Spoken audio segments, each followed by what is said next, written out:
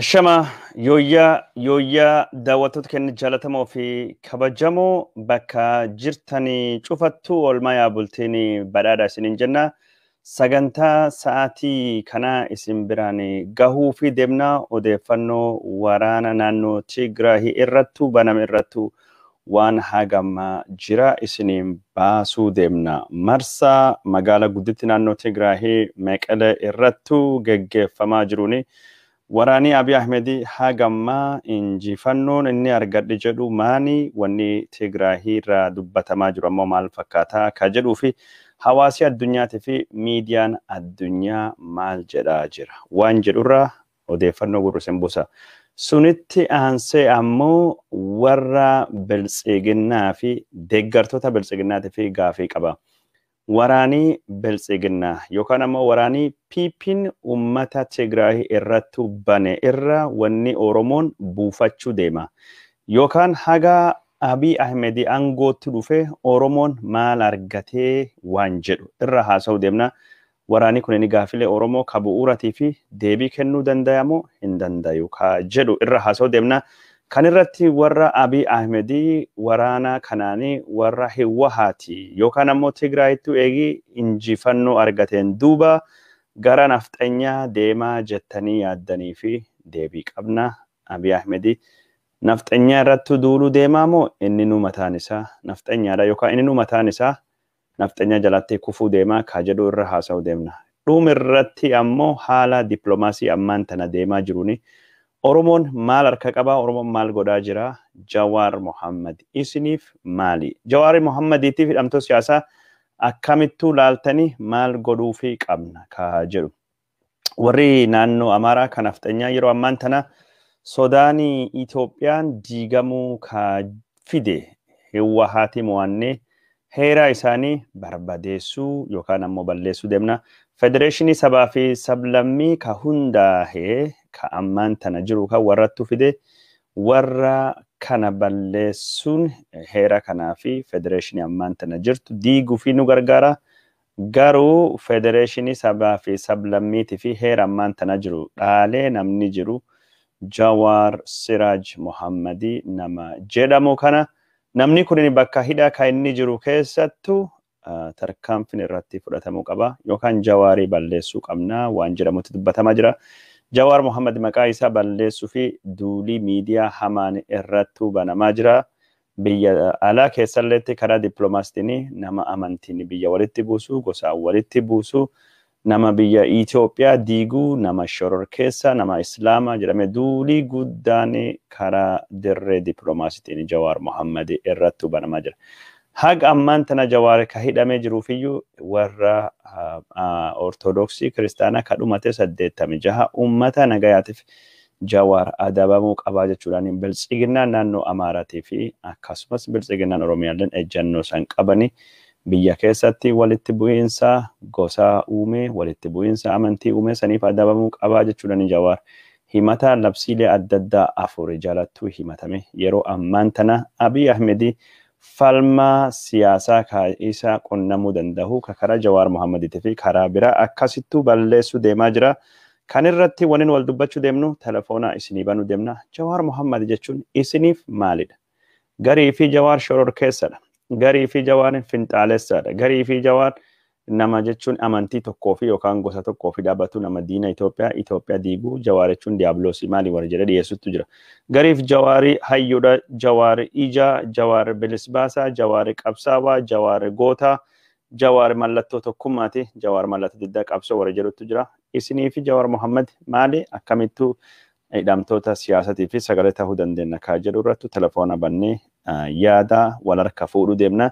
Yoo telefoonii banamee bilbiluu fi qophaawaa odoo Jawaarii isinii fi maali ka jedhutu hin darbiniin durattu namni hedduun sagantaa kan daawwachuuf asitti dhuftanii haalii oolmayaa naannoo Tigraahii keessattuu magaalaa Meqelee maal keessa jirti? Warri Abiy Ahmed sa'aatiin 72 eegi dabarsen dubattu magaalaa Meqelee qabannaa jedhanii waraana bananii jiranii waraanni sunini eessaan bahee jettanii warra nu gaafattanii fi odeeffannoo mootummaan Itoophiyaa hagammaa dhiyeessaa jiruu fi akkasumas odeeffannoo warri naannoo Tigraahii kennaa jiru irra waan jira isin biraanii gahuu deemna. Waraani Abiy Ahmed kallattii sadiini bobba'aa jira gara magaalaa Meqeleettu kallattii kibbaatini haga magaalaa Maayicoo dhaqqabee jira.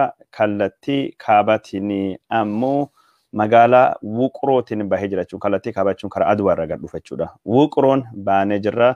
Kallattii lixaatinis akkasumas magaalii kunini kiiloomeetirii 20 waraanii kiiloomeetirii 20 magaalaa Meqalee dhaqqabe jechuudhani mootummaan Abiy Ahmedii dubbatee jira. Kana ka dubbate Lieutenant General Baacaa Dabalee miidiyaa Itoophiyaa irratti dhufuudhani karaa dirree raayyaatiin injifannoo gurguddaa arganne karaa kaaballeen injifannoo arganne jedhame akkasittuu gabaafamaa jira. Karaa biraatiin ammoo warri Tigraahii maal dubbachaa jiran? Warri Tigraahii humni naannoo Tigraahii du'aa fi qophaa'ee jira. Karaa danda'amu hundaan warri kan ofirraa ittisuu fi miidhaa gurguddaa dhaqqabsaa jira jedhamee gabaasaa jiranii.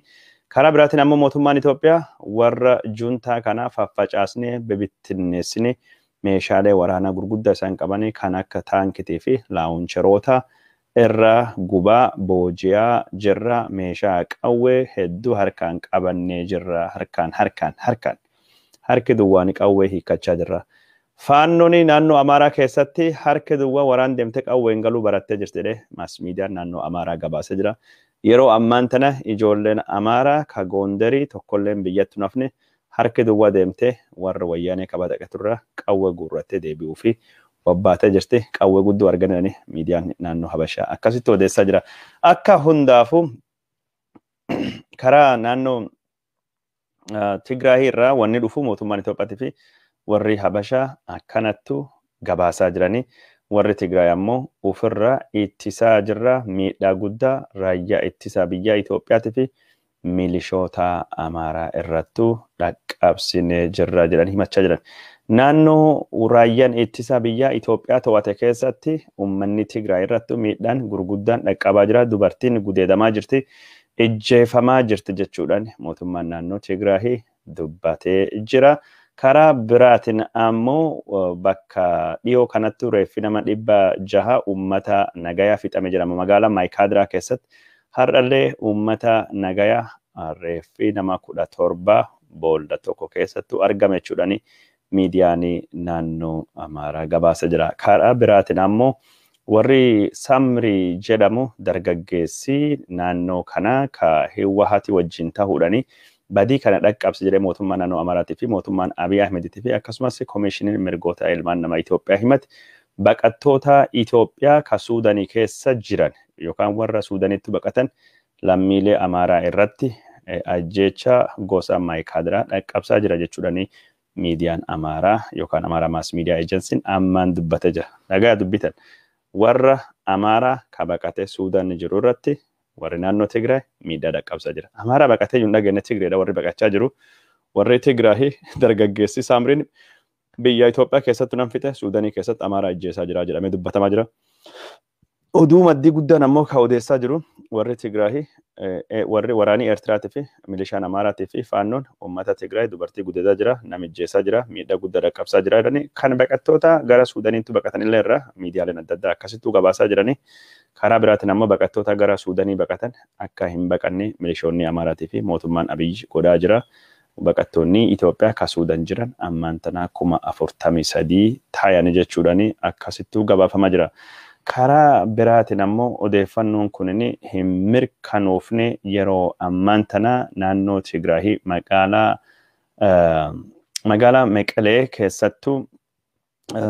Meqalee keessattuu sodaan guddaan akka jiru kadhagamaa jiru. Sodaan guddaan kun kadhalachuu danda'e waraanii Abiy Ahmed haaluma of eeggannoo kenne saniin haleellaa xayyaaraa qarqara magaalaa Meqaleetti godhaa jiru kana irra dabree magaalaa gudditti naannoo Tigraay Meqalee borittuu haleeluu danda'a. Waraanii hamaan dhalachuu danda'a ka jedhamutu jira. Bifuma kanaani magaalaa Meqalee keessattuu hanqinni boba'aas hin jira. Konkolaataan ammaan tana socho'aa waan jiru. Namni manattu deebi'ee sochiin nama akka malee akka daangeffamtee Reuters odeeffannoo dhaga'e irra odeeffannoo mootummaan Itoophiyaa leenjechaa jiru. Haa ta'uuti malee Reuters yeroo hedduu bilbileellee pirezidaantiin mootummaa naannoo Tigraay Dr. Dabratsiyoon telefoona kaasaa akka hin jirre kadhagama jiru. Karaa biraatiin ammoo televezyiiniin naannoo Tigraay TV fi akkasumas Dimtsi Wayyaane lachuu warra tajaajili isaanii addaan citee jira jedhamee dubbatamaa jira. Televezyiinii kana addaan citee ka jiruu fi rakkoon isa qunname maal akka ta'e hin beekamne deeggartoonni warra Hiwwaati addaan citee rakkoo teknikaatii fi deebi'ee jira jedhamee dubbatamaa yoo jiraatullee televezyiinii kana istiidiyoo isaa kalafirraati. Istiidiyoo holqa keessaa yookaan ammoo kalafa jalattuu deebisuu fi tattaafachaa jiranii warri Hiwwaati kabaqachuu jiru. Televezyiinii warralleen laf jalattuu galee jechuudhani warri mas miidiyaa Amaaraatii fi aktivistoonni mootummaa naannoo Amaaraa akkasittuu gabaasaa jiranii akka warri miidiyaa naannoo Amaaraa dubbachaa jirutti televezyiinii Dimtsi Wayyaanee fi akkasumas Tigraay TV lachuu warra qilleensa irra bu'anii jiranii yookaan saatalaayitii irra akka hin jirre ka dubbatamaa jiru. Warri naannoo Tigraay ammoo rakkoo teknikaatii fi bu'ee amma deebi'ee jira jedhamee jira. Akka hundaafu waraanii jechuun boqonnaa dhuma seenee jira. Magaalaa Maqalee Boorittuu ni seenna yookaan ammoo Boorittuu weerarree qabannaa jechuudhani humni mootummaa Itoophiyaa dubbachaa jira. Baacaa Dabaleefaatii ammoo guyyaa tokko yookaan guyyaa lama keessattuu magaalaa Maqalee to'achuu deemna. Ammaan tana kiiloomeetirii 20 qofa magaalaa Maqalee irra jirra jechuudhani dubbatama jira. Humni naannoo Tigraay ka Maqaleettuu marfamee jiru hoggansi kunini ammaan tanallee harka kennachaa hin jiru. Meeshaalee qabu hunda itti fayyadame ufittisuu fi carraaqaa akka inni jiru kadhagamaa jiru.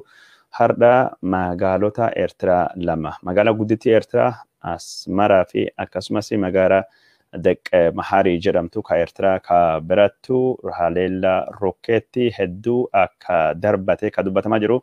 Haleellaan rookeettii galgalaa yeroo waarii ka dhaqqabe kunini gooyinsa yookaan ammoo iyyaansa guddaa magaalaa Asmaraa keessattuu dhaqqabse jechuudhani embaasiin Ameerikaa ka magaalaa Asmaraattu argamu dubbata jira. Magaalaa Deqqee Maharii keessalleettu ka darbatame rookeettonni kunin akka malee ummata akka rifachiisanii hangaasuun isaa magaalaa akka guyyaa fakkeesse ka dubbatamaa jiru. Magaalaa Deqqee Maharii fi Asmaraa irra ka bu'ee saatalaayitoonni rookeettonni kunin miidhaan isaan dhaqqabsanii hagammaa wanni beekame akka hin jirre dhagahamaa jiru. Kanaan durallee magaalaa Asmaraa irrattu Hiwwaat rookeettii darbachuun isa dhagahamee jira. Yeroo inni rookeettii darbate kanattu itti gaafatamaan mootummaa Ameerikaa kan dhimma Afrikaa namni Tebor Naaji jedhamu dhimma suni yookaan ammoo dubbii barbaada yookaan ammoo waraana Itoophiyaa keessatti godhamu gara biyya biraattu dabarsuu fi tattaaffii godhamu jechuudhani warra naannoo Tigraay bulchuu Hiwwaati balaaleffachuun isaa ni yaadatama. Kunini kanattu jira. Karaa biraatiin ammoo Asmaraa fi Deqqee Maharii irrattu misaayiliin eegii furguggaa hin duubatti rookeettii hajennuti. Rookeettonni eegii furguggaawaniin duubattu magaalii Bahar Daaritii fi Gondarii magaalii naannoo Amaaraa sodaa keessaa akka turte yookaan ammoo sodaa keessaa akka bultee kadhagamu.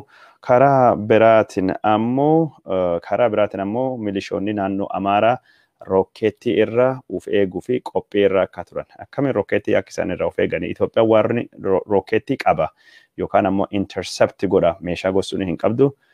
Uf eeggannoon raayyaan ittisa biyyaatii fi milishootaa fi akkasumas faannoon uf eeggannoon dhaabadha naannoo keessanii dammaqa eegaa jedhamee jira. Akkaataan dammaqamee itti eegamu hin beekamu. Yeroo baay'ee rookeettiin yoo Bahar Daarii fi Gondar irra bu'ee milishoonni naannoo Amaaraa tarkaanfii isaalleen haaloo bahuu deebisanii gara samiitti ol dhukaasan. Rookeettiin samiirra gaafa waan gargar dhufuu fi gara samiitti qawwee bananii qawween jechuun kalaashiin dhukaafame meetiruma xiqqoo tokko fagaata. Garuu qawwee urrumtaa yookaan ammoo qawwee dhukaasa gargar hin dhaabbanne garii samiitti dhukaasuun aadaa milishaa naannoo Amaaraati. Uummata dammaqsuu yookaan ammoo iyya dabarsuu akka jedhamu tokko qawween akka dhukaafamu ka dubbatamaa jiru.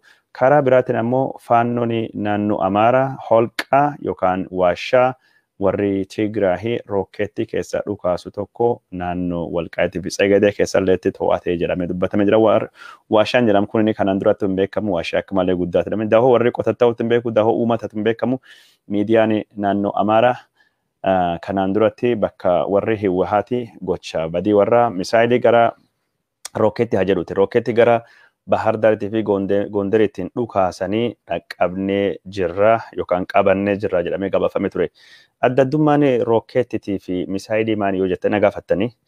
Rookeettii jechuun meeshaa qawwee karaa dheeraa furguggaahuu danda'u kabadii dhaqqabsu. Karaa furguggaa'ee takka furguggaa'ee jennaan garuma furguggaa'ee sunittuu deemee bu'aa jechuudha. Misaayiliin ammoo kallattii akeektuu qaba.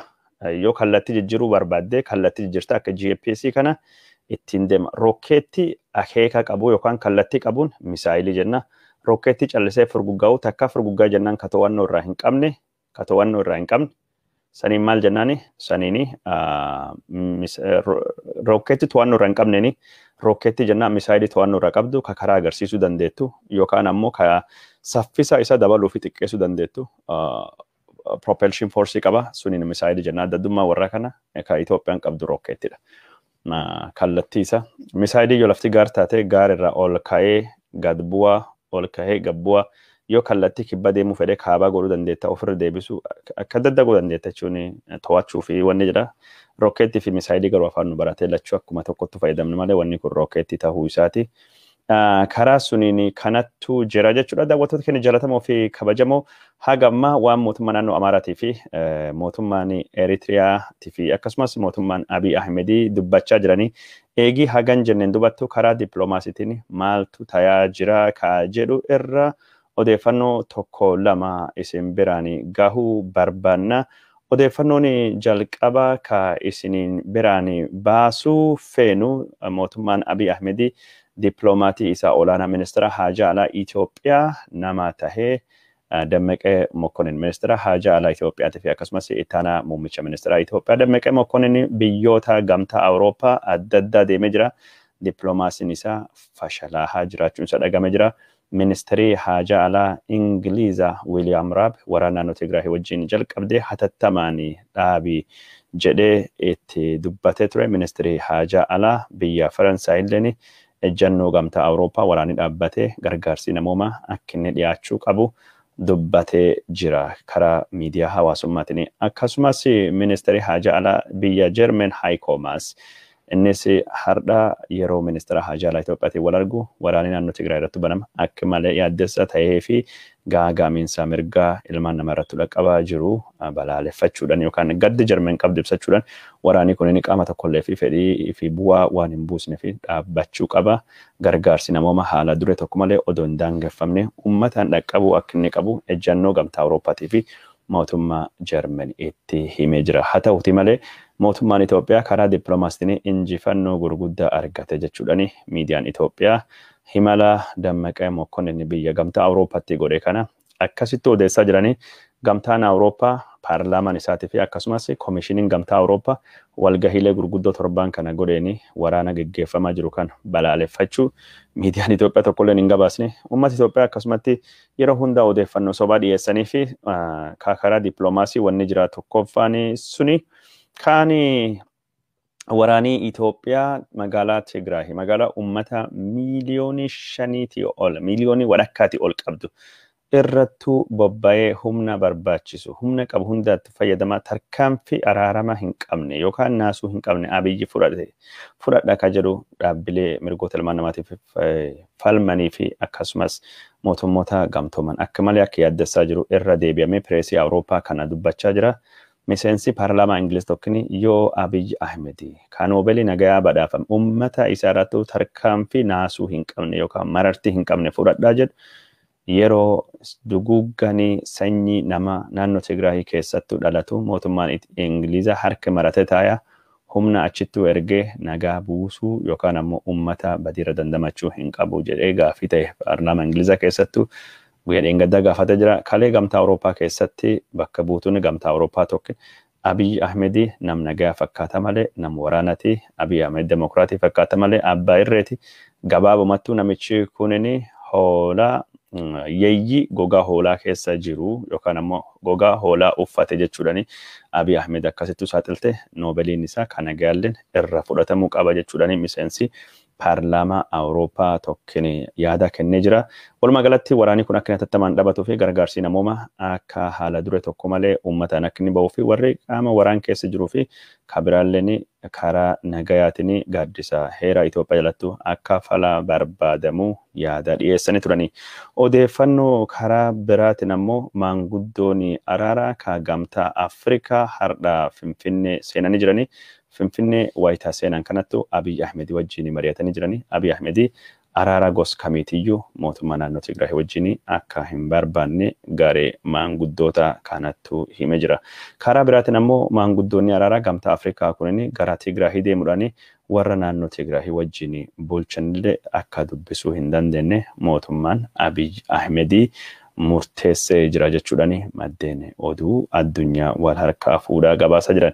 Maanguddoonni kunniin waan dhaqqabanii gamtaa Afrikaatii fi gabaasaa jiranii ka murtii gamtaa Afrikaa eegaa jiru caffeen araara mootummoota gamtoomanii United Nations Security Council dhimma kan irratti torban kana akka mari'achuu deemuu danda'u ka dubbatamaa jiru. Jimaata darbee yaada mootummaan Ingilizatii fi gamtaa Awurooppaa bakka bu'uudhaan mootummaan Firaans dhiyeesse irrattu mootummoonni gamtoomanii dhimma Itoophiyaa irratti wal mari'achuun isaan yaadatama. Haa ta'uuti malee biyyoonni caffee nageenya mootummoota gamtoomanii ka Afrikaa sadii Tuniiziyaa, Niijerii fi akkasumas Afrikaan kibbaa yaada dhiyeessaniin murtii gamtaa Afrikaa yaalii araara haa eegnu waan jedhuun murtiin osoo hin darbinu akka hafe ka dhagahamaa jiru. Daawwattoota kennaa odeeffannoon nu isin biraan gayaa jiru akkuma itti fufeetu jira. Odeeffannoon kenna warri naannoo Tigraay araara gamtaa Afrikaa akka deeggaranii fi karaa hundaanuu waraanii kun dhaabbate mariin akka godhamu akka deeggaranii yaada isaanii kennatanii jiran.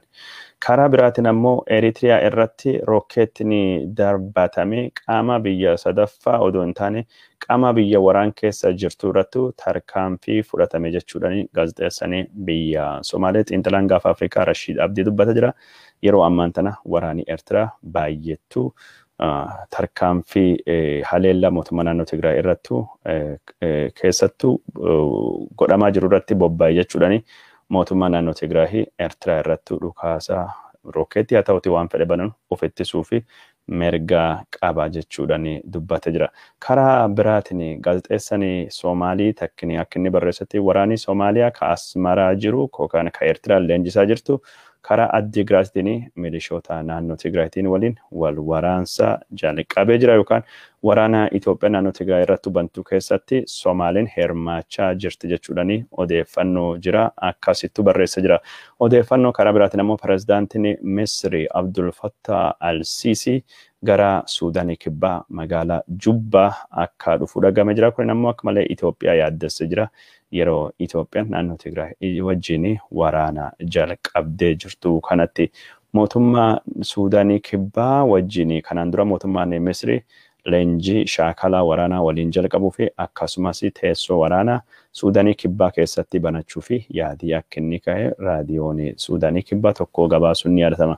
Haa ta'uuti malee Suudaaniin kibbaa yeroo sunitti wanni sun dhaara jettee dubbattullee shaakala waraanaa ka xayyaara magaalaa Kaartuum qarqarattu torbaan lamaa fi oli mootummaan Misriitii fi Suudaanii humni warra ka lafoo kan akka malee leenjii cimaa qabu jedhamu irratti hirmaatan irratti gareen Suudaanii kibbaalleen akka taajjabdootatti akka hirmaatanii ka dubbatamaa jiru.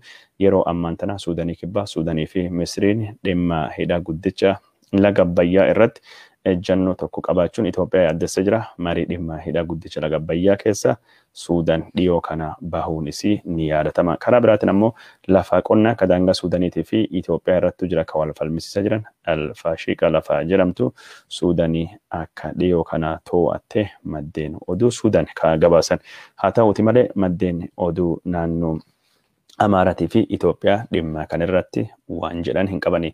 Maddii oduu foreign policy waraana Tigraay irratti gaggeeffamuu fi mootummaan Suudaan akka hiwaatiin deeggarree fi mootummaan Abiy lafa Alfaashiqa jedhamu lafa qonnaa kamisa kana Suudaanii dabarsee akka inni kennuu danda'u raagee ture. Odeeffannoo karaa biraatiin ammoo Benishaangul keessatti ajjechaan lammiilee nagayaa dabalaa jira jechuudhaan warri maas miidiyaa Amaaraa dubbatanii jirani. Akka gabaasa kanatti tarkaanfilee milishoonni Benishaangul torban kana fudhataniin namni uummata nagayaa hedduun dhumatee jira jechuudhaan gabaasanii jiranii garuu lakkoofsa nama dhumatee hin dubbanne.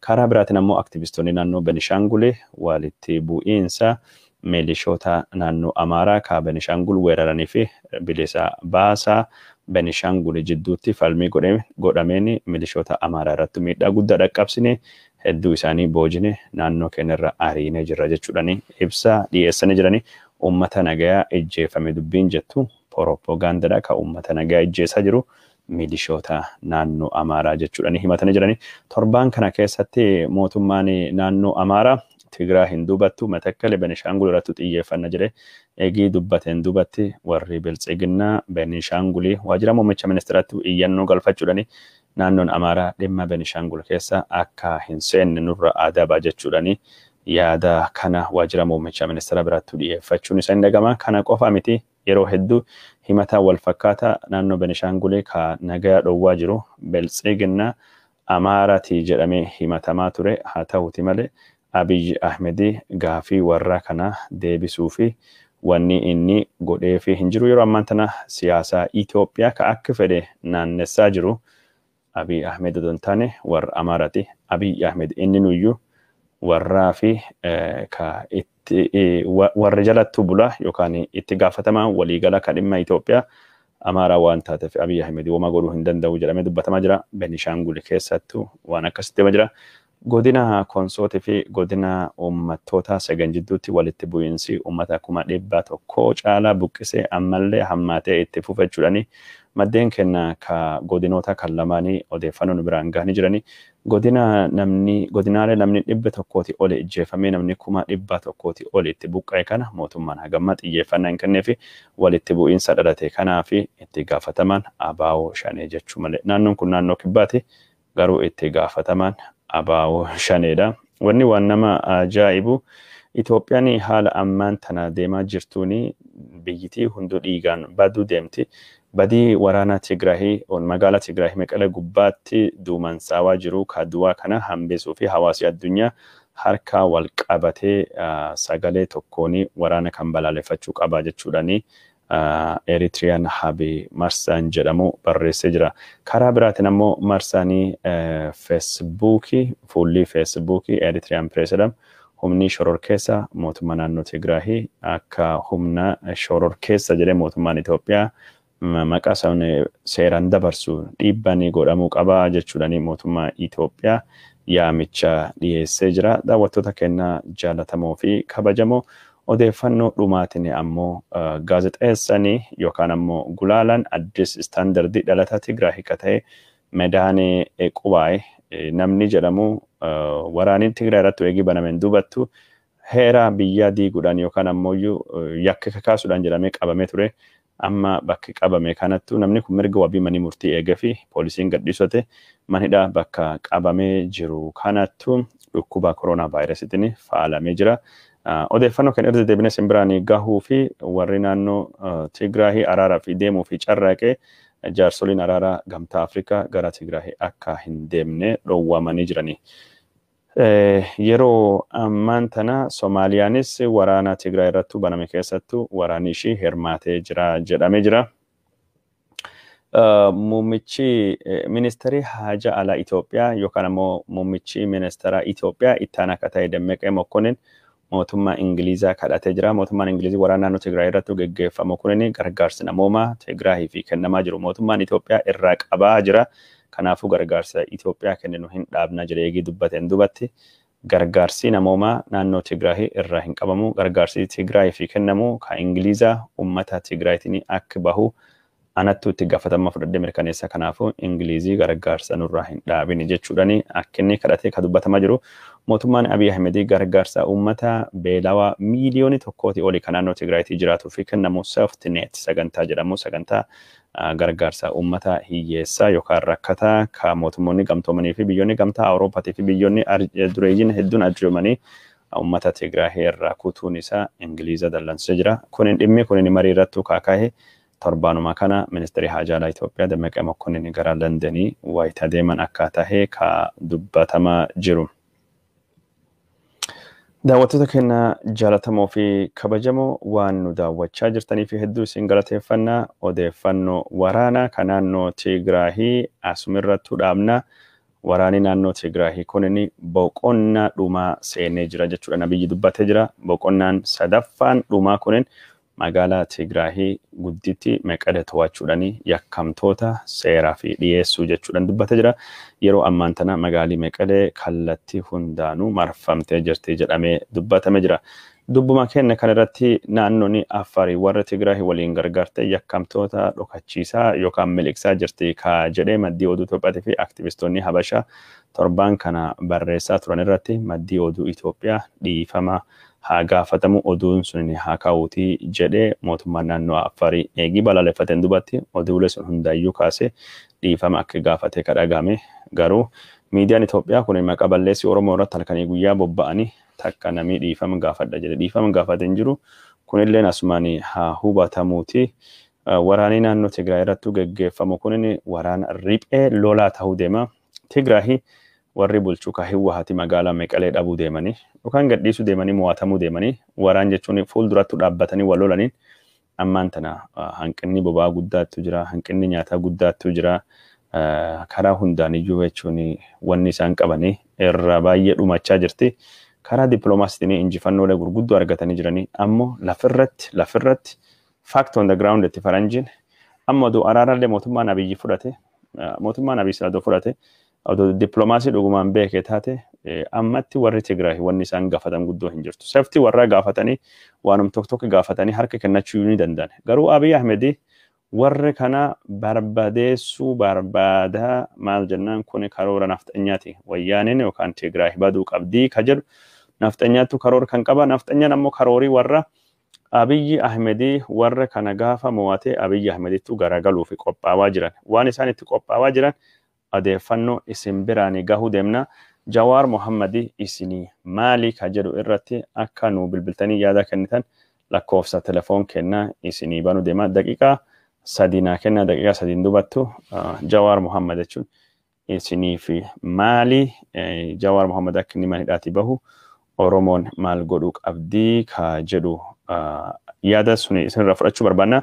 Mee amma waraana naannoo Tigraay irratti banamaa jiru. Abiyyi duuba dhaabbadha. Raayyaa ittisa biyyaa waliin dhaabbadha. Raayyaa ittisa biyyaa gargaaraa. Abiyyi gargaaraa wanni jedhamu dubbiin jedhamtu baay'ee dhadhagamaa jirti. Abiyyi duuba dhaabbannaa Abiyyi gargaaraa artistoonni Oromoo jedhan. Maanguddoonni Oromoo jedhan. Abbootiin qabeenyaa jedhan. Abbaan gadaa jedhan jedhan. Miidiyaan odeeffannoo kan odeessaa jira. Waraan kanarra Oromoon ammoo maal argachuu dandayaa yookaan ammoo maal argachuu deemaa ka jedhu namni gaafachaa jiru hin jiru. Warri biltsiginnaa hedduun isaanii maalii fi Abiyyi deeggartani jedhe yoo hangaafadhu walama ka isaan dhiyeessan. Maddi rakkoo Itoophiyaa ka durillee irra kaasee ka ammaan tanalleen ka hegarilleen wayyaanee Hiwaati warri bade jennaan rakkoon cuftuu baduu deemti. Rakkoon cuftii dhabamuu deemti. Benishaangul nagaa tayaa, Oromiyaan nagaa taati, Uummatni kibbaa nagaa tayaa, Somaaliin nagaa taati. Wanni hunduu nagaa taate Itoophiyaan badhaadhinnattu deemti waan jedhamsi dhiyeessan. Maddi rakkoo kana. Maddi rakkoo waa hundaayyuu Tigraahidha. Kanaaf warri barbadaahuu qabaa waan jedhu jechuun.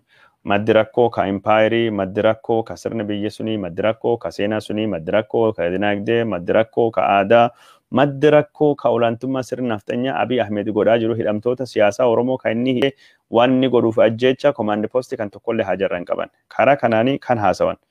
Karaa biraatiin ammoo maddi rakkoo Tigraahii qofaa odoo hin taane Abiy Ahmed yoo Tigraahii mo'ateen dubatti nafxanyaa barbadeessuu deemaa waan jiru abdii qaban. Abdii warra Tigraay hin dubattu Abiyyam Tigraay nafxanyaa Amaarattu fayyadame Tigraay dhahee achiin dubattu Amaaraa dhahaa ka jedhamu.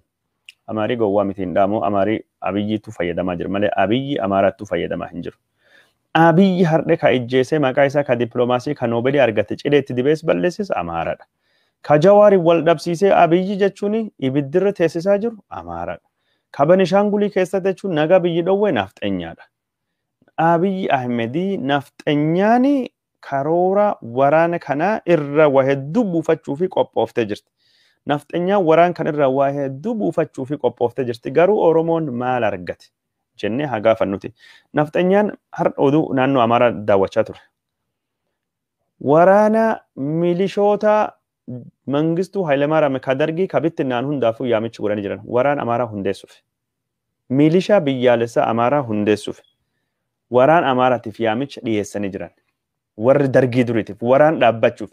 Inuma waan nama ajaa'ibu warri Amaaraa ka humna qilleensaa hin qabne warri jechuun humna bishaanii humni galaanaa hin qabne warri humni galaanaa humni qilleensaatii fi humni lafaallee hundaafuu yaamichi godhaa jiran. Akkasittuu qophaa'aa jiran. Maaliif? Humni waraanaa ka Amaaraa dhaabbachuu deemuttuu jiran.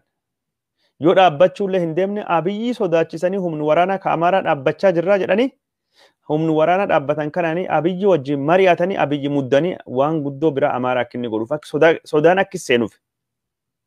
Bargaining chip jedhama afaan Faranjiitti wanni akkasii kun. Abiyyi sodaa keessa galchuu fi humni waraanaa dhaabbachuutu jiran. Takki jedhadhaa. Kalammata maalidha? Naannoo Tigraahii kaabilisaa baasee raayyaan ittisa biyyaa jedhamu keessatti bulchiinsi Amaaraa dhaabbatee jira. Kun ani hin jennu. Bulchiinsi Amaaraa Walqaayitii keessattuu dhaabbatee jira, Tseegedee keessattuu dhaabbatee jira, Tsellemtii keessattuu dhaabbatee jira, Raayyaa keessattuu dhaabbatee jira. Kan Rooyitersiitu deemee argee gabaase. Associated Pressitu deemee gabaase.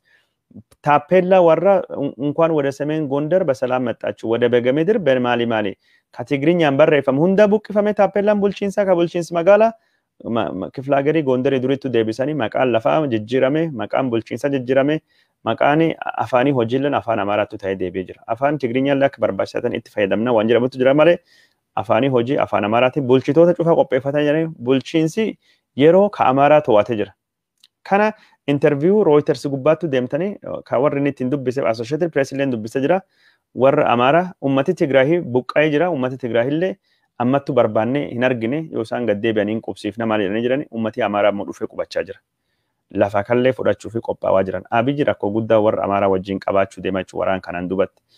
Abiy Ahmed waraan kana ammoo Tigraahii wal balleessee akka jechuun Tigraahii guutumaa guututti warra burkuteessee warra daaraa godhee achiin duba sodaan karaa kaabati warri qabu eegii hafeen dubatti Oromoo irratti xiyyeeffachuu barbaada maaree. Abiyyi sila doqaaroo taate wabeeke taate Tigraahii kan calcabsuu hin qabu waliin mari'ate ammina jalatti bulaalle jedhee yoosan jalalleetti bulan gaafii gaafate warri Amaaraa kasan sodatan Abiyyiin Oromoo Tigraahii illee qabate nutti duulaa jedhan warri gar lachuun jidduutti ta'uun fedhan ka Tigraahii balleessu fedhanii. Abiyyi Tigraahii cabsisanii itti fayyadamanii Tigraahii daaraa godhanii achiin dubatti Oromoo deebuu fedhan. Karaa kanaan kanattu jira. Benishangul Gumuzii taanan irratti duulaa Benishangul Gumuzin duula qaama wayyaanitti dameedha. Hundeen buqqatan damee dhufne cabsina jedhe. Kana bulchiinsi naannoo Amaaraa dhiyoo kan televezyiiniidhaan ibsi baasee jira. Bilchiginaa naannoo Amaaraa. Karaa kanaan kanattu jira. Karaa dippiloomaasiitiin taanan dippiloomaasiin biyya Itoophiyaa ka ammaan tan biyya alaa deemaa jirtu ministeerii haajaa alaa Itoophiyaa Amaaraadha. Ministeerii haajaa alaa Itoophiyaa ka duraanii ka ammaan tan dippiloomaasii biyyoota Afrikaatti ergam Gedduu Andargaachoo Amaaraadha. Ministeerii jechuun gamtaa Awurooppaatti dippiloomaasii hojjechaa jiru namtichi Biraaselsi jiru Amaaraadha. Oromoon bakka dippiloomaasii itti bobbaatee dippiloomaasii keessa jirtu tokkollee ka dippiloomaasii godhaa jirtu akka hin jiru. Bakka waraanaa yoo taatee ka deemtee dhumattu malee bakka dippiloomaasii Oromoon jirtu hin jirtu. Kaayoon waraan kana Amaaraa fi akki malee ifaadha. Lafa ristii abbaa warraa ka dhaban deeffachuudha. Listii warra deeffatanii jiranii bulchiinsa Amaaraa irratti dhaabanii jiran. Amaarii waan barbaadu argatee jira. Kaan maali waan isaan argannaa jedhanii waadaan wanni seeneef. Hayyoonni Amaaraa walii galanii televezyiinii Itoophiyaa irratti darbe. Waraan kanaan dubatti waraanii kunin Hiwwahaati mo'achuu osoo hin taane tirrikti haasawa kanaan duratti Amaaraa alagoomsu nafxanya ka jedhamu balleessinaa taak naa qabadda. Haasaa olaantummaa Amaaraattu jiraa jedhamu balleessinaa 2. Minilikiin bulguudhaa Ortodoksii irratti duula godhamaa jiru balleessinaa 3. Kan hundaafiyyuu bu'uura ka tahe heera Itoophiyaa ka Amaaraa diina godhate kan diiguudhaa jedhame televezyiinii Itoophiyaa irratti gurri kiyyaan dhaga'ane. Ija kiyyaan arge. Hayyoota naannoo Amaaraa televezyiinii Itoophiyaa irratti hokkasaa turte. Kanaafuu bu'aan waraana kana heera Itoophiyaa jijjiiruudhaa jedhee dubbatanii jiran hayyoonni Amaaraa miidiyaa Itoophiyaa irratti. Abiy Ahmeditti dubbachiisaa jira. Dr. Biraanuu Neggaa heera kana geeddarsiisuu deemnaa. Yaada kana yaada warra Tigraahii yaada farraa fidee kana balleessine achiin dubattu yaada farra gosi isaanii fakkaata ka Oromiyaa keessatti ka naannoo adda addaa keessattu akka jechuun buuqata roobaa bakka hundattuu buuqqacha. Yaada kana balleessuu deemna, barbadeessuu deemna, heera kan diiguu deemna jedhee dubbata jira. Biraanuu Neggaa gorsaan Abiy Ahmedii Daanyachoo Asaffaa kan dubbate jira. Kan dubbate jira.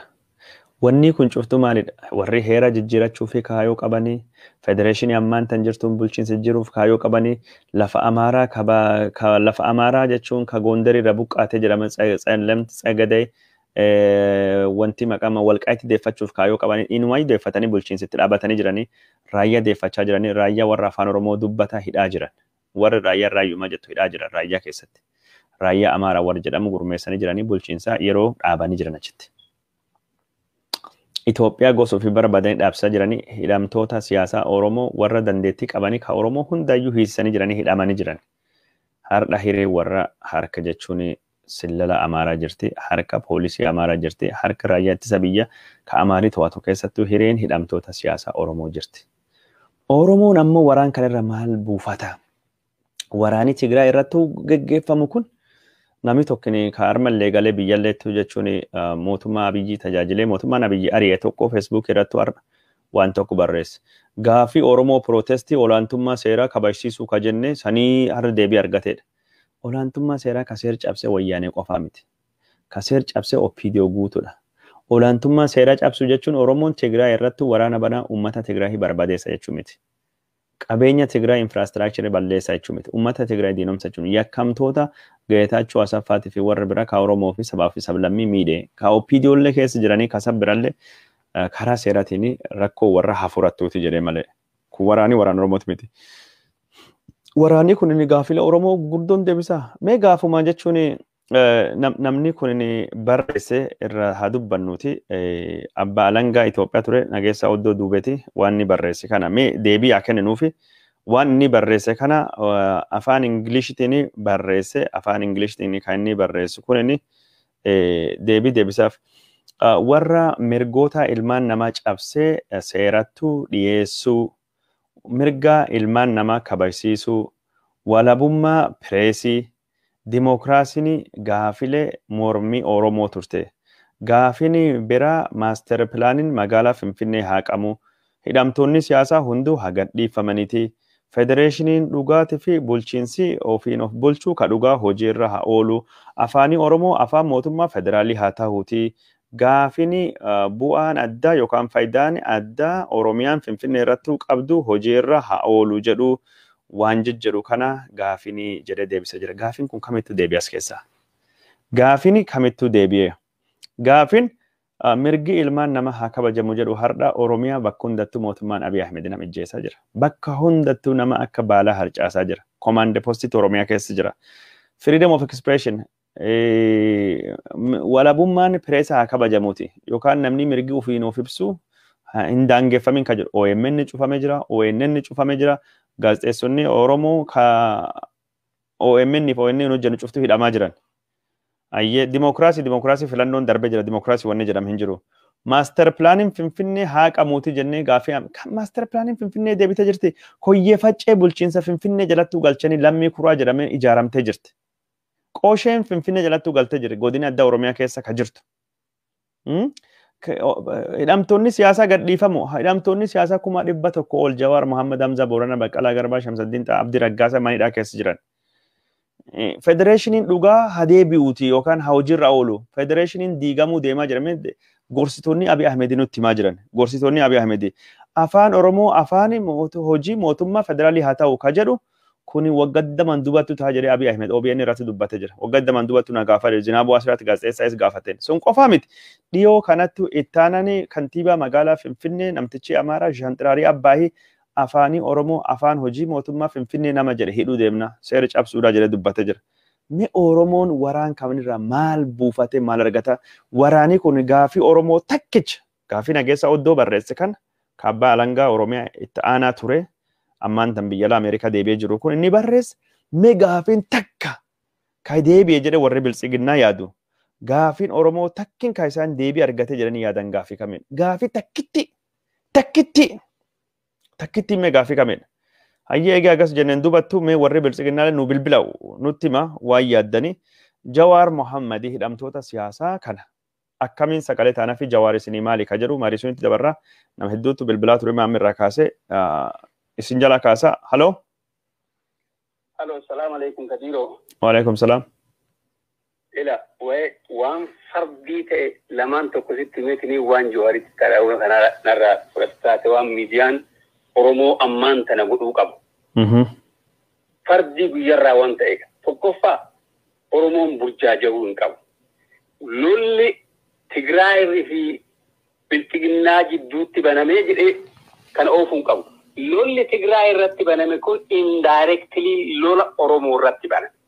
Tigraay eega cabsaniin booda Oromoon nafxanyaa jalatti deebisuu fi takka kan Oromoon burjaaja'uu hin qabu kanarratti fardii godhatee halkanii guyya nafxanyaan immoo nafxanyaan yoo hundaayyuu ati jalattis bultu dhiiftus si ajjeesuu hin dhiiftu ati jabaa taanan kanaafuu Oromoon tarkaanfitti seenuu qaba guyyarraa yookaan mana gubuun oomisha isaanii gubaniitiin dhiisuu hin bal'isanii wal ijaaranii bakka qabatanii wal gurmeessanii diina irratti tarkaanfii fudhachuu jalqabuu qaban akkas malee Oromoon du'arraa hin baraaramu. Kan biraa immoo uummanni keenya ka ala jiru kun ispeeshaalii warra Ameerikaa jiru bakka addaa warra jiru kun wayita uummanni Tigraay hiriiru kana wajjin hiriiru alaabaa keenya achi mul'isu. Achi mul'achuu jechuun uf mul'isuudha diina ummata Oromoo gabroomsuuf deemu irratti hojii guddaa hojjechuudha jechuudha. Kanarratti please miidiyaan kamuyyuu halkanii guyyaa ibsa ejjannoo waan adda addaa callaa osoo hin taane Oromoon tarkaanfii akka itti fudhatu yeroo hundaayyuu Oromoo gurra nabuudha. Ka Jawaaritti sii dabra. Deemdemee. Yaa Jawahar qabsaayaa dhugaa qabsaayaa mirga dhala namaati nama addunyaa kanarrattuyyuu hin argamne tokko. Nama biyya lafaa kana nama kana sirreessuu danda'u Jawahar Muhammad. Garuu maalinni gowwaadha. Gowwaa ta'eetiin diina harka jalatti galee barcumaa isaanii jalatti osoo qabu diinni nafxanyaa nyaati hin jagame kanuu Jawahariin ajjeesanii dhiisanii qabsoon uummata Oromoo duubatti deebi'uu hin danda'amtu. Isaan osoo Jawahariin ajjeesuu baatanii osoo Jawahariin miidhuu baatanii fala isaanii ta'a. Jawahar jiraachuun isaaniif fala. Gaafa Jawahariin waa godhan badiin hagaafteeyyuutti dabalamti. Kanuma isin jechuu barbaada. Garuu Oromoon ajjeesuu jalqabuu qaba. Kanarratti miidiyaan keenya hojjechuu qaba gara hundaaniyyuu. Yoo akkas hin taane nafxanyaan sirraan dhaabattu. Hayyee. Gaaffii tokko siyaa qabu siyaa gaafadhuti. Yeroo jijjiiramee dhufee jedhame sani Abiy Ahmedii namni hedduun nama Oromoo keessaa tokko sehanii deeggaranii bira dhaabbatanii biyya kanni ceessa jedhanii abdii qabaatanii bifa suniin isa deeggaruun gowwaa nam goosisa Jawaar gowwaa waan jette. Kaan ammoo biyya keessattuu galanii miidhaa qabsoon qabdu uummata kiyya wajjin dhandhaman jechuun waan gootummaa immoo gowwaa nam goosisu. Anaafsi jechuun gootummaa akkasii qabaachuu baachuu ni dandeenya. Bakka san irraa dubbiin aggaamii yeroo lamaa sadiitti godhame seensi daanjarii seensii godhuu danda'uu qabda. No, gowwaa jechuun maal jechuudha? Gowwaa jechuun maal jechuudha? Namni dhaga sitti ma? No, filaan bii miti. Yeroo baay'ee aggaamii irratti deema. Ajjeechuuf yaalii irratti godhan. Namichi Jawaar ma hin baqatinidha? Jawaar maaliif hin baqatini waan jedhu Jawaar sila baqatee biyya bahuu qabaadha waan jettu. Of course. Okay, Jawaar baqatee biyya bahuu qabaa ka jettu dhagaye. Mala biraa afaan isaan beekaniin irratti hojjechuutu isarra ture. Warri Jawaarii ummata isa keessa taahee hadha qabsoon qabdu ummata wajjin dhandhame gootummaadha. Maandeellaan ummata isa keessa gandi 27 hidhame warra jedhuuf maal jetta? Sun ummata No, jechi gowwaa jedhu. Ummanni keenya kul beeki. No, dhagaye walii galla. Mee walii galla. Ashkara ta'ee jiru warri kanaan dura ana qabsaa ana akkatis beenu qabsaa ta'e hunduyyuu jijjiiramee waan biraa ta'ee jiru. Oromoon amma bakka lamatti qoodamee jiru. Oromoo ka jarri gaallaa itti baafatte kai. Ilame dhageeffadha jechuun nama hedduutu bilbilaa jira carraa nama biraatti kennina jechuun waan ati naasoftu dhaga'ee jira. Garuu Jawaar faatii ani akka kiyyatti silaadoo Jawaar nu dhagahee biyya bahee odoo nu dhagahee balaan kun dhufuu beekee dura miliqe gaarii ture garuu biyya ofii keessatti ibidda ofii keessatti hin qabsawa uummata kii wajjin balaa biyyittii kiyyi qabdu namni jechuun biyya ofiitu fiyyuu odolollu du'uulleen hin jira qawwe qabatee bosona galuulleen hin jira biyya baqachuu yeroo garii gootummaa nam godhee biyya ofii uummata ofii keessa ta'anii hidhamuun ammoo jechuun gowwa nam godhu wanni jettu kun yaadii kun dongorna fakkaata kanumsi hin jira hedduu si galateeffadha nagatti no plan B miti yam jechuma no plan walii gala dhagaye plan B plan C plan D plan Z qubee ufeeti yaami karoora adda addaa qabaachuu jawaariin qabaa ka jedhu walii galla jechi gowwaa jedhu sani jechi sunittu naa hin ta'ini nama uummata Oromooti wareegama kaffalu jechuu gossuni dogongorna fakkaata hayyee ulfaadhu nagaatti ayya galatoomisi galateeffana nagaatti yaadan keeti ayya daawwattoota keenya jaalatamoo fi kabajamoo yaada keessanii nu biraani gaya amma waan namtichi kun dubbate gowwaa maali ka jedhu kan irra haasa'u dhiisa jawaar maali isinii ka jedhu qofi yaaduma keessanii akkamiin jawaari sagalee taanaa ka jedhu irratti haasa'u dhimmi jawaar akka hin dagatamnee fi jawaar yoo jennu hidhamtoota siyaasaa hedduutu jira dhimma isaanii hundaayyuu akka dubbannuu fi saladdiin waan bira dubbata kan gadi qabi carrasii kana sittu bilbila sararra jira waan bira dubbata kan gadi qabi waan dubbata saladdiin gadi qabu dandeetta feesbuukii yuutuubii cufii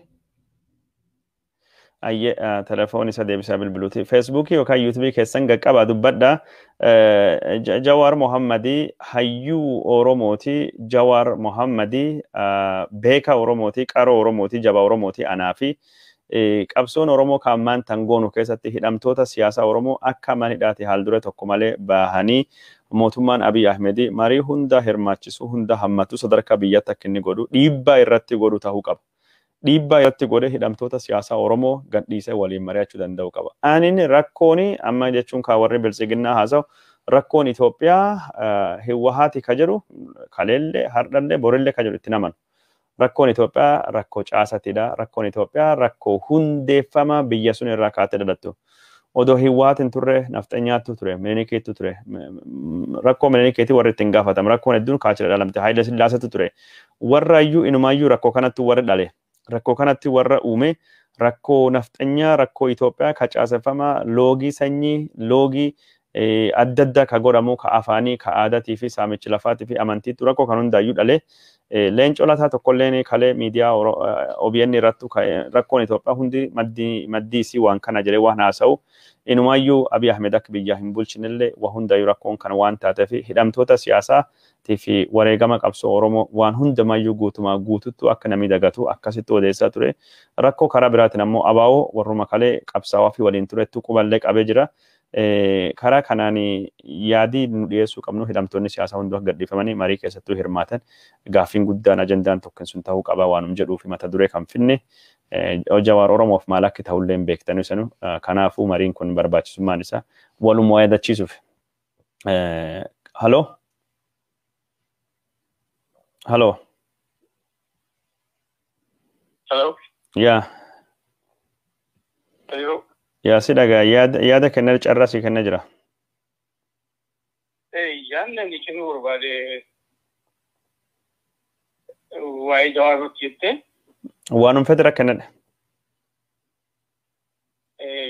Tokkoffaa wanti waan tiifeerra deemaa jiru kuni waraana guddaa uummata Oromoo yaraatu. Isaan dhawuu jechuun tokko federeeshinii balleessan jechuudha. Achi booda wanta barbaadan godhatu. Kanaaf nu amma namoonni tokko tokko tiipeelleetti wajjin yommuu goonee shirree abiyyeen isaan hojjetu wanta seera kabachiisuu jechuun seera kabachiisuu ta'e isarraa ilqaba mataa isaa irraa. Inni mataa isaatu bitaachuu saffaati. Uummata Oromoo fixaatu waliitu. Isaanuu nama yakkamaadha. Isaan yakkuuf deemuu qonnoon qaba hamileen qabu jechuudha. Kana lammata ka Jawaarii wanti inni guddaan balleesse gaafa bilisiginnaa taawwattu uummata akkaasuu qabaatu chaansii guddaa kennaafii ture jala taa'eetuma chaansii kennaafii ture. Garatti deemuu maalitti deemuu caalaa nama sirriitti beekaa ture jechuudha. yeroo chaansii inni kennaa fi deemaa ture haala jarri lafa ture qabattee deemtu eegaa ture tokkoffaan bakki jalqabaa irratti ta'e bakka gaafa ittiin dhaabattu gabbayee gaafa dubbatu san akkanaaf deemanii akkana godhuuf ta'anii kun ummataaf hin ta'uu jedhu san achi booda pilaanii isaa bakka taatee ummata kaasuu keessa beeyne ta'ee bakka ta'e waan ka'e ta'uu qabu. Lammata gaafa isa masoosan jechuudha. Gaafsanillee lakkaataa uummata qabbaneessu tun taate. Daqiiqa takkasii kenne waa'ee jawaaraa beekta jawaar maali inni jechuun maal godhuufi qabnaa malee hanqinni jawaarii kana maali kana kalee akkas godhuu qaba akkas godhuu meessuun wanni kalee dabartee jirti. Wanni nu irra haasa'uu barbaanne jawaar akkamitti ilaalla akkamiin sagalee taanaa fi ka jedhu haasa'uudha malee kalee sila akkas godhuu qaba kalee akkas godhuu qaba kaleen dabarte kaleen hin jijjiiramtu ammaan dub maal ta'uu akka inni qabu maal godhuu akka inni qabu irra haasa'uu barbaanne yaada keetiif hedduu si galateeffadha nagaatti. Daawwattoota keenya jaalatamoo fi kabajamoo odeeffannoon mootummaa naannoo Tigraay irra dhufaa jirtu akka addeessitutti waraanii naannoo Maqaleettuu dhiyaachaa jiruu fi qophiidhumaa irra akka jiranii kadhagamaa jiru. Qophiidhumaa kana keessatti ajaja waraanaa kan yeroo ka hoggantoonni ammaan tan jiran yoo du'anillee yookaan qabamanillee bakki isaanii bu'ee waraana qabsoo uummata Tigraay itti fufsiisu haga wareegama lubbuu kaffaluu fi qophii akka taawame ka dubbatamaa jiru. Har'a jeneraalota warraa keessaa tokkini du'ee jira yookaan ijjeefame odeeffannoon jettulleen dhagame jira. Waajjira bakka biralleetti bakka adda addattu waajjira goggodhachuu fi haala qunnamtii waraana kana bifa riphee lolaatiin itti geggeessuu fi warra dandeessisus ijaaramee jira. Yeroo ammaan tana waajjirri communication naannoo Tigraayitii fi akkasumas televezyiiniin Dimtsi Wayyaanatii fi Tigraay TV'n qilleensirra akka hin jirre warrilleen yeroo gabaabduu fi bakka biraa irra tajaajila kennuu fi akka hojjetamaa jiru kadhagamu bakka televezyiinii ammoo tajaajila reediyootiin uummata Tigraay ka baadiyyaa keessa jiru dhaqqabuu fi akka socho'amu ka dubbatamaa jira jechuudha. Waraanii kunin boqonnaa dhumaa dhaqqabuutu jira fakkaata akka odeeffannoo kan irraan hubadhutti magaalaa Meqalee marfamtee jechuun magaalii Meqalee mootummaan Abiy Ahmed guyyoota dhufan kan keessattuu qaabachuu isa waan hin oolle fakkaata. Warri Tigraay heddeen boqonnaa waraanaa riphee lolaatii fi qophaawaa waan jiran fakkaata. Haala intarneetii naannoo sanarra dhufaa jiru maal akka inni fakkaatu hin beekamne. Garuu aktivistoonni warra kadhiyoo kana intarneetii irratti deebi'anii barreessaa turanii yeroon dhumaa kaayisaanii Meqalee irraa poostii godhanii sa'aatii 24 durattu kalee ture kalee raayyaan ittisa biyyaa gara kiiloomeetirii 60 magaalaa Meqalee irra turre jedhama. Har'a immoo kiiloomeetirii 20ti. Intarneetii mataa ofii galfatanii jiranii warri kun akkasittuu dhagayamaa jira. Mootummaan Abiy Ahmed karaa miidiyaa biyya Firaansi Foonsee Von Katri jedhamu takka irratti dhiyaate ministeerii maallaqaa Itoophiyaa Ahmed Shidee waraanii boqonnaa dhumaa magaalaa Meqalee irratti fudhatamu tarkaanfilee ciccima akka qabuu fi uummata nagayaatii fi of eeggannoon akka godhamu of eeggannoo godhuu fi keessaa tokkini baalii yookaan xayyaara irraa of eeggadha mana hin bayina jedhamu helikopteriin uummata Tigraayitii fi facaafamee jira jedhee dubbatamee jira. Haleellaan kairratti xiyyeeffatu bakka haleellaa waraanaa qofa akka taatellee dubbatee jira. Kunin akkasittu jira haa ta'uutii malee dhaabbileen mirgoota ilmaan namaatiif falmanii waraqaa uummata helikopterii irraan facaasu jechuun mataan isaa qofti nuyi uummata jechuun nagayaa tiksuu yookaan ammoo eeguu jechuun miti jedhamanii balaaleffatamanii jiranii.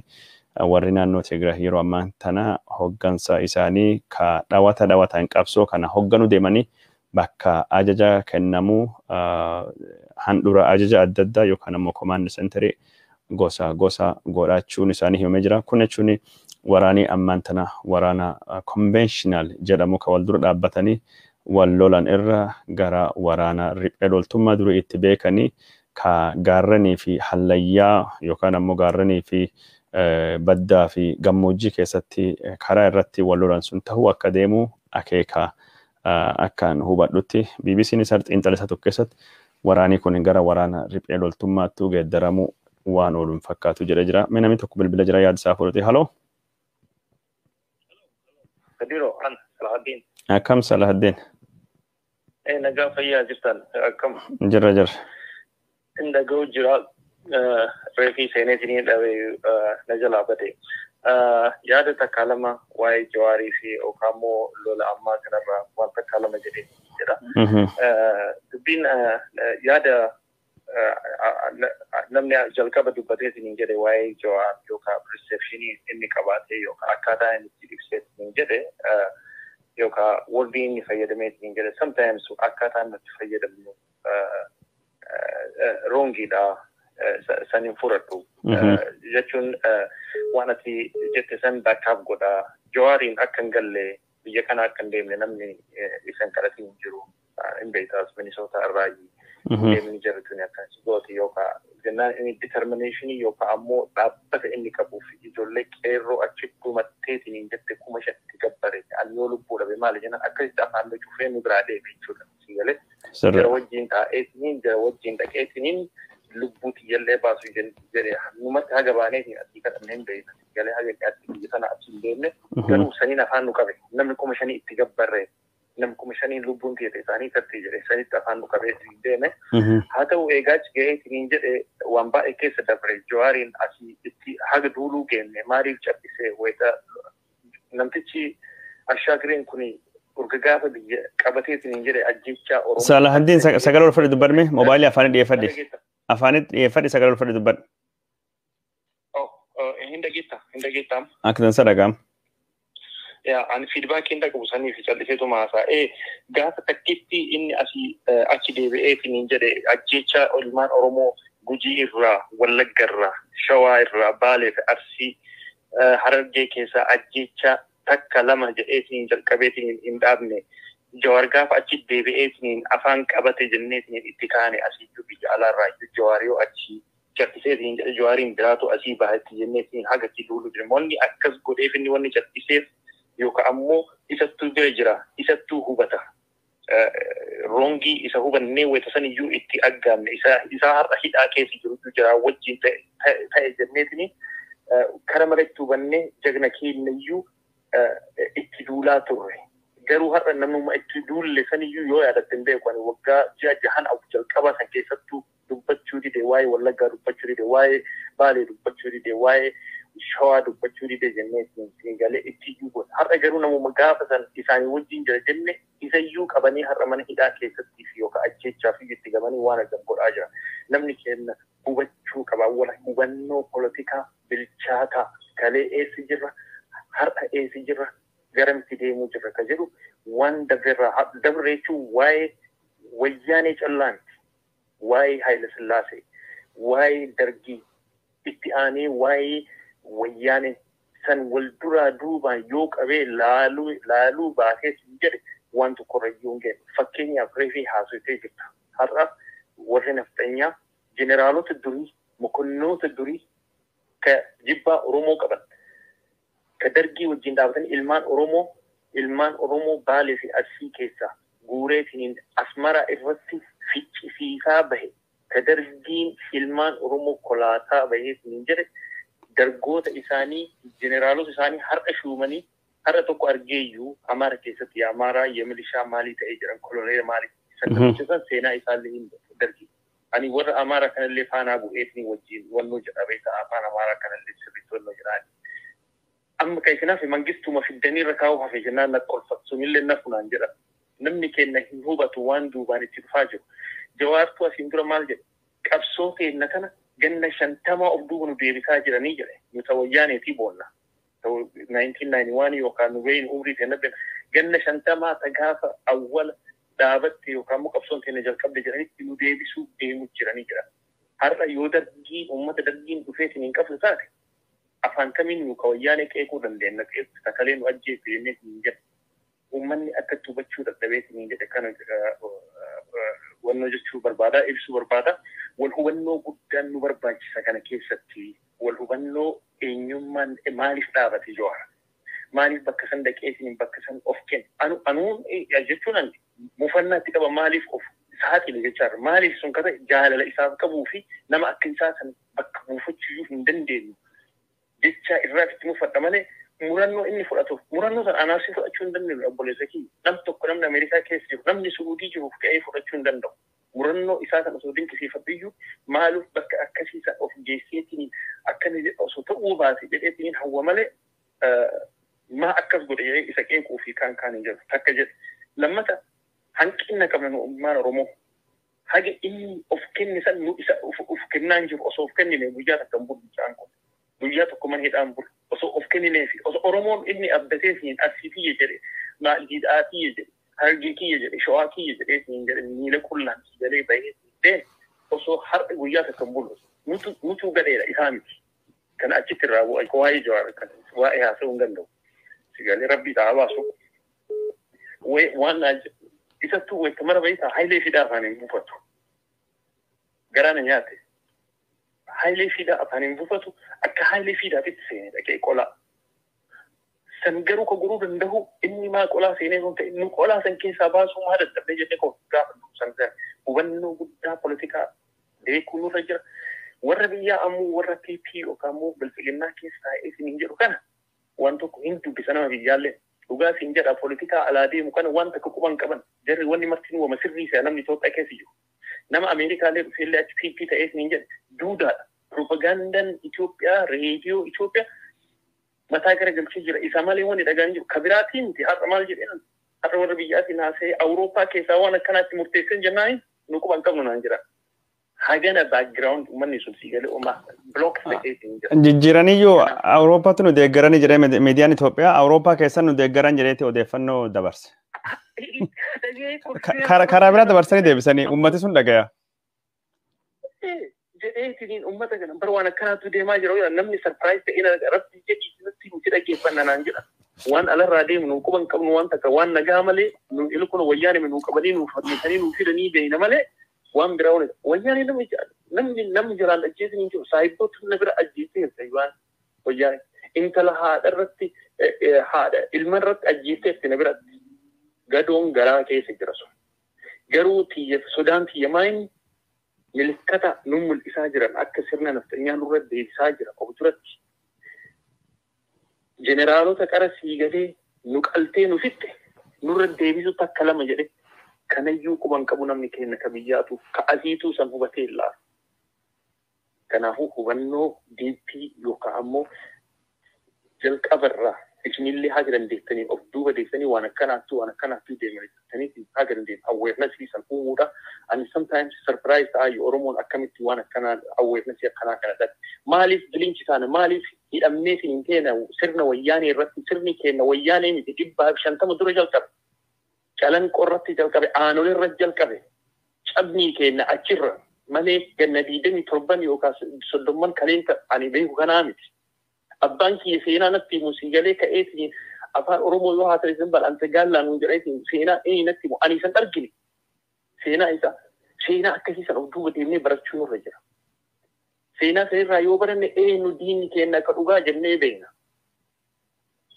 kanaafuu baay'ee sittin dheeressu yeroo kee yaada bareeda jettee walii uumuu fi jawaariin ammoo haa hubannu yoo rabbiin nu godheetiin kara ta'e jawaariin achirraa haa baafan jawaariin haa baafanu jawaariin hin argannu taarikatti argachuu hin dandeenye jawaar ijoollee ilaalle politikaallee beeka bashaashallee onnataadhaallee beeta way tokko gootni beeta maal ta'a gootni way tokko bakka hin taanitti wannoo jedha waan akkasitti isa mudate malee gootummaa nam tokko ta'e isa caalaa qabu hin jiru jawaar ni garee kana san jedha jawaar rabbi nu baas Kadir ulfaadhu caalaa akkasumas hin jedha ilmaan Oromoo hayya ulfaadhu gaafii qabatte na gaafatu maal barbaadda jechuun gaafin hin jiru namuma biraa ka bilbila yaada kennatuuf carraa kenna amma fi ulfaadhu yaadan keetii fi nagaatti nama hedduu bilbilaa jira ayye nagaatti ayyee daawwattoota kenna jaalatamoo fi kabajamoo yaada hagammaa ka marii dhiyaate irratti yoo yaada kennachuu barbaadanii yookaan ammoo bilbiluu feetanii lakkoofsi bilbila 61288736 warri hagammaa bilbiltanii carraan argatanii deebisa bilbila hedduutu bilbila ammoo maantanayyuu Ohio irraa Las Vegas irraa Huntersville North Carolina irraa Las Vegas Winnipeg Manitoba Las Vegas Denver Winnipeg Bethesda Maryland haginni haasa'u kana nama kun hundu bilbila jira jechuun nama sagal. Warra san keessa tokko lama odeeffannoo bilbiltanii carraa isinii kennuu deema. Odeeffannoon amma dhufaa jirtu waraanni naannoo Tigraayitii fi Abiyyi jidduutti qarqara magaalaa Meqaleetti lola guddaatu geggeeffamaa jira. Milishoonni naannoo Tigraayii akka malee ittisaa jirra injifannoo argannee jirra jechuudhaani akkasittuu gabaasaa jiranii. Abiy Ahmedi borii galgalatti waraanii isaa yookaan ammoo iftanittu magaalaa Meqalee guutumaa guututtu to'achuu deemaa jedhamee barreeffamee jira. Karaa biraatiin ammoo waraanii naannoo Tigraayii yoo Meqaleellee dhabe lola kanaan dura beekanii fi muuxannoo qaban lola riphee loltummaa godhuu fi qophaa'uu deemaa jiranii. Waraanii Tigraayii kaammaan tun jiru cifraa fi gaantaa hedduutti gurmaahuudhaani lola gurguddoo godhuu deemanii gaafa waraana Eertiraa yoo durii histirii dubbistanii waraana riphee loltoonni Tigraayii garee nama 12 garee 12tiin ijaaraman. Gareen 12 tokkini mataa tokko qaba. Gareen tokko jechuun gaantaa jedhama yookaan ammoo garee jechuudha. Gaantaan kun ammoo walitti dhufee cifraa dhaaba. Afaan Oromooti kun cibra jedhama. Mata cibra jechuun beektanii cibra mata dhawaan kana guduru. Cifra jechuun guduru mata walitti qabde akkas dhooftanii foota. Suniin jechuun cibra jenna Amaariffaan ammoo cifra jedhama. Tigirinyaan cifra jedhama. Military formation waan jennuun biyya Itoophiyaa keessatti jaarmaayinsi waraana sirni gadaa irraa barate. Amaarii Oromoonni waraana hin qabu, Oromoonni zallaanii seera hin qabu, Amaarii Elemo tekwaashinoo ምናምን ገዳይ ነው ጅኒ ደሚ odeeffamaan qaroomii durii katti ilaalan bayta laf qotachuu beekuu fi waraana ijaarrachuu beekuudha. Oromo military formation very sophisticated ta'e qaba jechi waraana kaa'ame jechuun cifra kan jedhu kun achirra dhufe Oromoon ammoo goota waraana yoo baduu alleen sodaanne ayferam gamme ayferam midhamii durii Amaarii sirbeettani gaafa sargee ayferam gamme ayferam Gamme jechuun ijoollee gadaatidha. Gamme waraana deemtu. Ka deemte jennaan du'uu fi ijjeesuu fi duuluu fi duultu jechuudha. Ijoollee gosuuni jechuudha.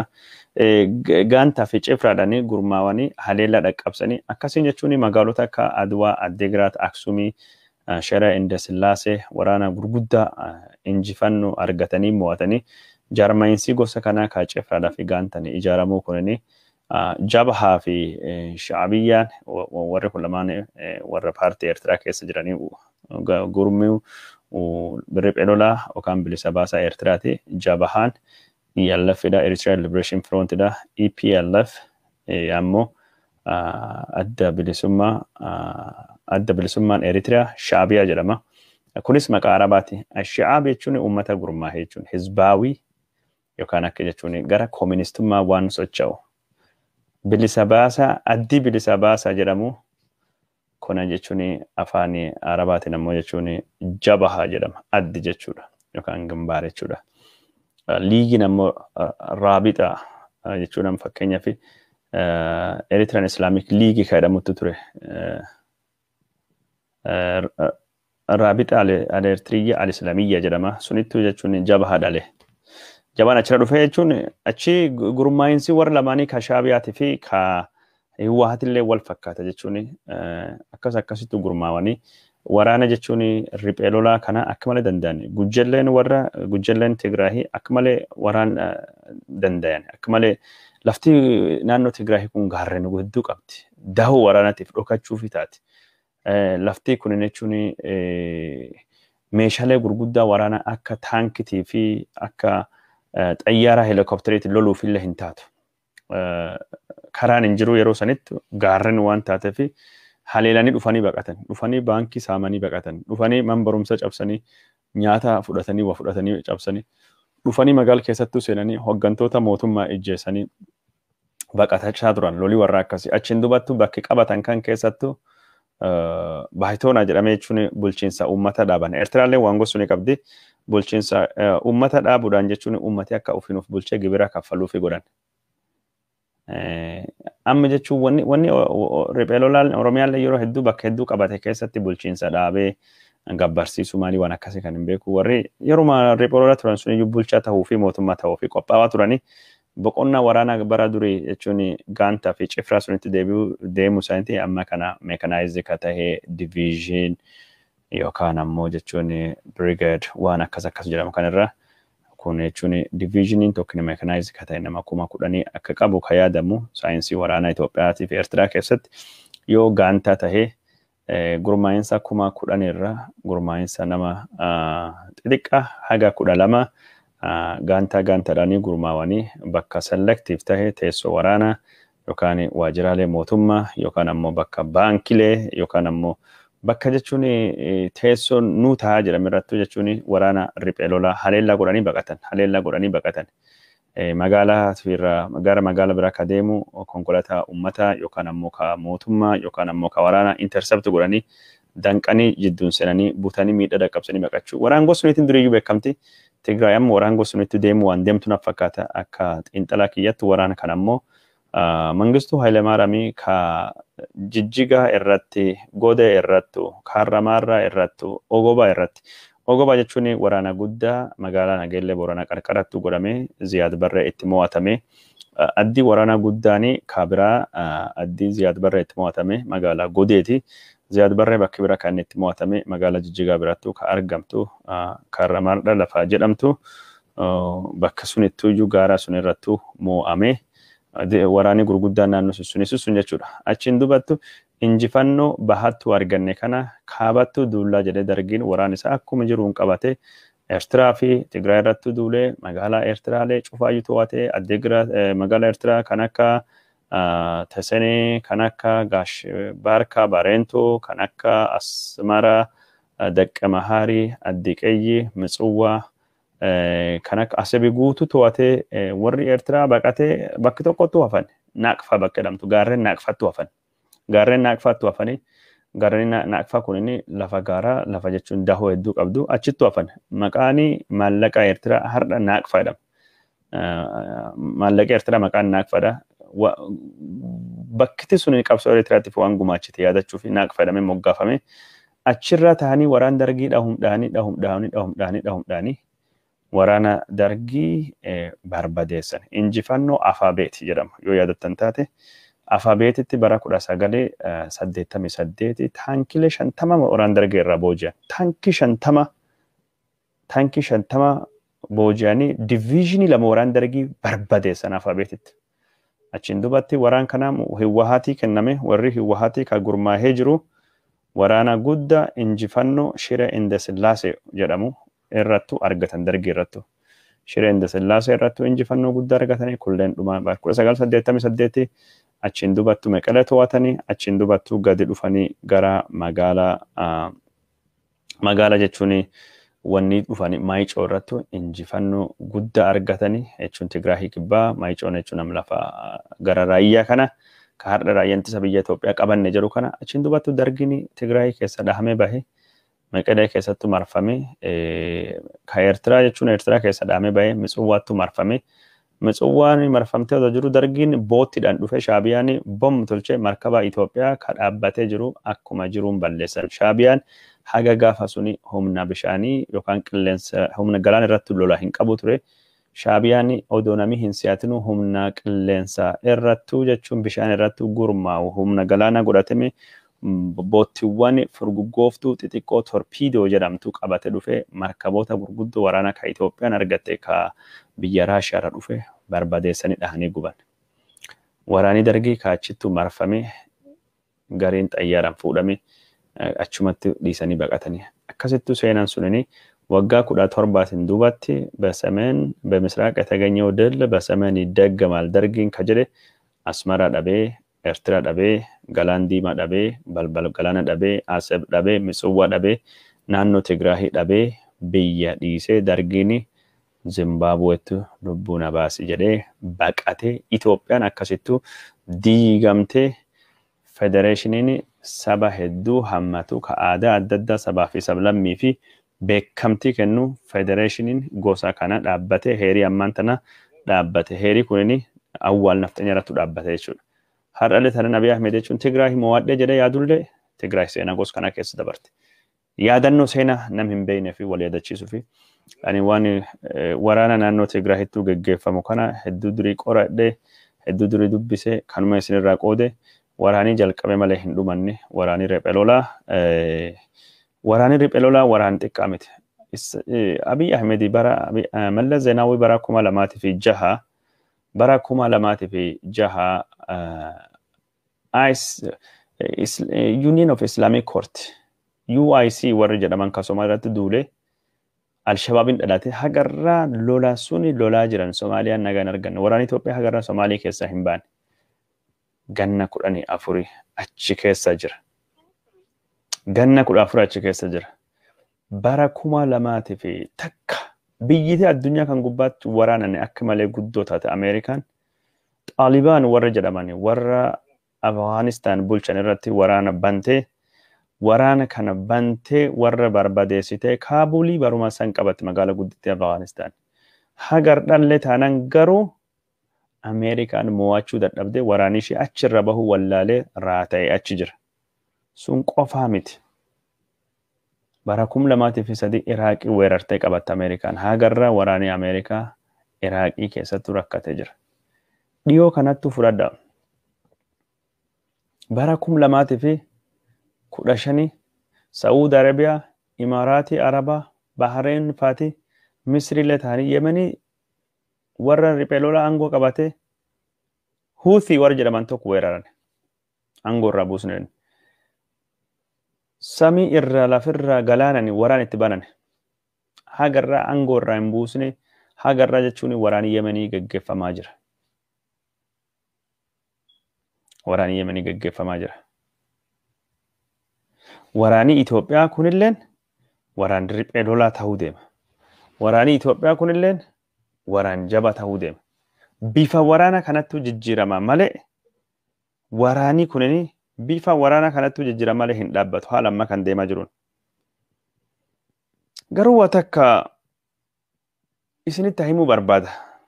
Namni hedduun leencoo lataalleen xiinxalaa kalee kenne keessatti OBN irratti waan inni haasa'e maddi rakkoo Itoophiyaa jalqaballee kaastee hagamma maddi rakkoo waa hundaayyuu wayyaanedha waan jedhu.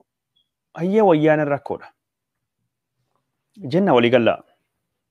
Wayyaanee garuu wanni tokko nu dagachuu hin qabnu rakkoo siyaasaa Itoophiyaattu dhale.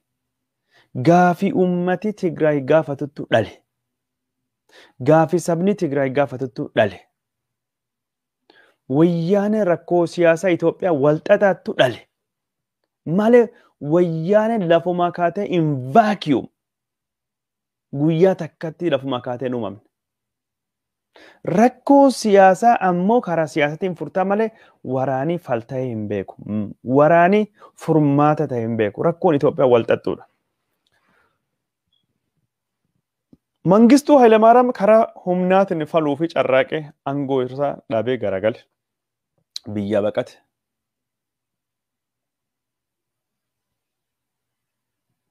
Haile Sillaaseen karaa siyaasatiin yaale, karaa humnaatiin yaale kufee barbadaa argine. Wayyaaneen karaa siyaasatiin dhiiste karaa humnaatiin yaalte bara 2018 mootummaa warraa kufe. Humni rakkoo siyaasaa furee hin beeku. Hin furullee. Humni rakkoo siyaasaa hin furuu hin danda'u.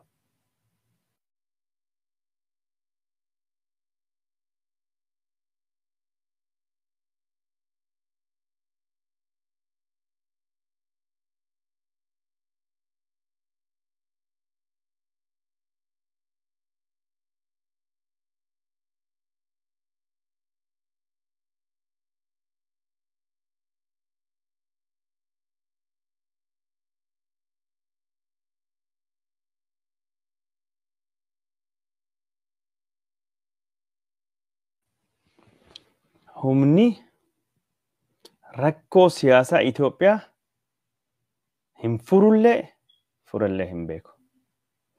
Kanaaf rakkoon Itoophiyaa rakkoo siyaasaati. Rakkoon Itoophiyaa rakkoo walxaxuudha. Wayyaanee duraan ka turteedha. Hidhamtoota siyaasaa hunda gadhiisanii mariin furachuu qabu. Haasawaan furachuu qabu. Federeeshiniin amma jiru kun diigamuun rakkoon Itoophiyaa hin furamtu. Abiyyi wajjin taanee uummata Oromoo kolaasna uummata Oromoo ukkaamsinee bulchina nafxanyaan abjuudha. Hin ta'u. Daawwattoota keenya jalatamoo fi kabajamoo waan nu daawwataniif hedduu isin galateeffannaa sagantaan keenya kaardha. Hagasuma borii sagantaa guddaa qopheessina miidiyaa kan gargaaruu fi sagantaa jechuun gargaarsaa jechuun isin bira dhaabbattanii miidiyaa kana irratti jechuun abbaa ta'uu keessanii mirkaneessanii miidiyaa kan caalaa guddisuu fi gara saatalaayitii irratti ol guddisne odeeffannoon gosa kana akka biyyaan baatu kagoonu odeeffannoon sun borii guyyaa irraa kaasne odeeffannoo haala waraana naannoo Tigraay jiruutii fi akkasumas waan godhamuu qabu ka qabsoo Oromoolee haasofne miidiyaa kanallee akkamiin akka isaan gargaaruu dandeettanillee dhaamsallee isin dabarsuu deemna borii guyyaa miidiyaa kana irratti isin jechuun hagammaa miidiyaa kan jechuun itti fayyadamtanii jirtanii itti gargaaramtanii jirtanii waan dandeettanii bara dhaabbattanii miidiyaa kana irratti isin abboomtanii miidiyaa kan gargaartanii guddistanii miidiyaan kun akka inni kan caalaa jabaatu gootanii borii jechuun lakkoofsa isin ittiin gargaaruu dandeettanii karaa telefoonaatii fi akkasumas GoFundMe fi karaa Facebookiitii fi karaalee biraa kan ittiin gargaaruu dandeettanii karaa